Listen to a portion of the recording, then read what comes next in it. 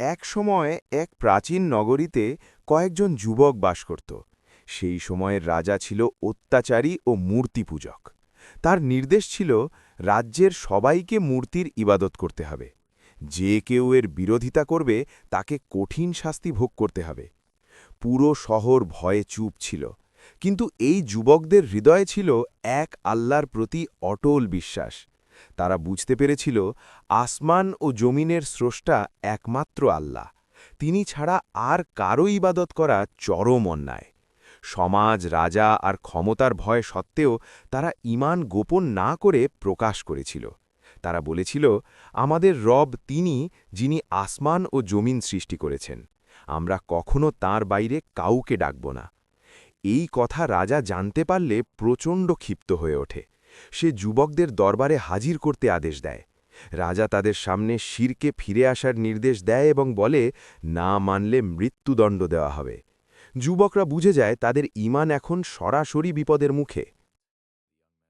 তখন তারা একে অপরের সঙ্গে পরামর্শ করে সিদ্ধান্ত নেয়, জীবন চলে গেলেও ঈমান যাবে না। তারা গোপনে শহর ছেড়ে বেরিয়ে পড়ে। পাহাড়ের দিকে যেতে যেতে তারা আল্লাহর কাছে দোয়া করতে থাকে। তারা বলে, হে আমাদের রব, আমাদের উপর তোমার বিশেষ রহমত বর্ষণ করো এবং এই কঠিন পরিস্থিতি থেকে আমাদের জন্য সঠিক পথ বের করে দাও। দীর্ঘ পথ চলার পর তারা এক নির্জন পাহাড়ে পৌঁছায় এবং একটি গুহায় আশ্রয় নেয়। গুহার ভেতর তারা ভয়ে, ক্লান্তিতে ও অনিশ্চয়তায় আল্লাহর ওপর সম্পূর্ণ ভরসা করে বসে পড়ে। ঠিক তখনই আল্লাহ তাআলা তাদের জন্য এমন এক ব্যবস্থা করেন যা মানুষের কল্পনারও বাইরে। আল্লাহ তাদের কান ঢেকে দেন এবং তারা গভীর ঘুমে ডুবে যায়। এই ঘুম ছিল সাধারণ ঘুম নয়, এটি ছিল আল্লাহর পক্ষ থেকে বিশেষ নিদ্রা। তারা দিনের পর দিন, বছরের পর বছর ঘুমিয়ে থাকে। সূর্য উঠত ও অস্ত যেত, কিন্তু আল্লাহ সূর্যের আলো এমনভাবে নিয়ন্ত্রণ করতেন যাতে তা তাদের শরীরের ক্ষতি না করে। তাদের দেহ যেন নষ্ট না হয়, এজন্য আল্লাহ তাদের এক পাশ থেকে আরেক পাশে ফিরিয়ে দিতেন। তাদের সঙ্গে থাকা কুকুরটি গুহার মুখে সামনের পা দুটো বাড়িয়ে বসে থাকত, যেন পাহারার মতো। বাইরে থেকে কেউ তাকালে মনে হতো ভেতরে জেগে থাকা ভয়ঙ্কর কেউ আছে, তাই কেউ কাছে যাওয়া সাহস পেত না।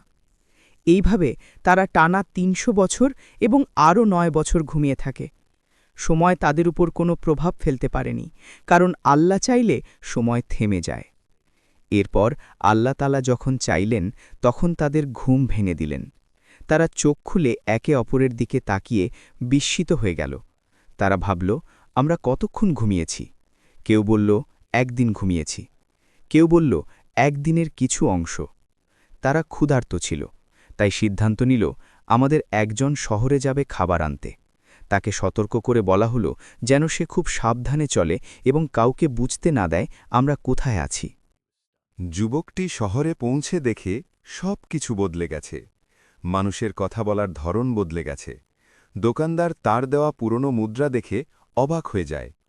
বিষয়টি শহরের মানুষের মাঝে ছড়িয়ে পড়ে। সবাই বুঝতে পারে এটি কোনো সাধারণ ঘটনা নয়।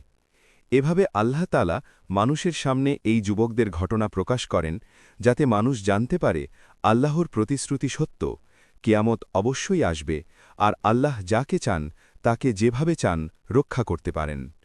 এই ঘটনা প্রমাণ করে, ঈমান নিয়ে যারা আল্লাহর উপর ভরসা করে, আল্লাহ তাদের জন্য এমন পথ খুলে দেন যা মানুষের কল্পনারও বাইরে।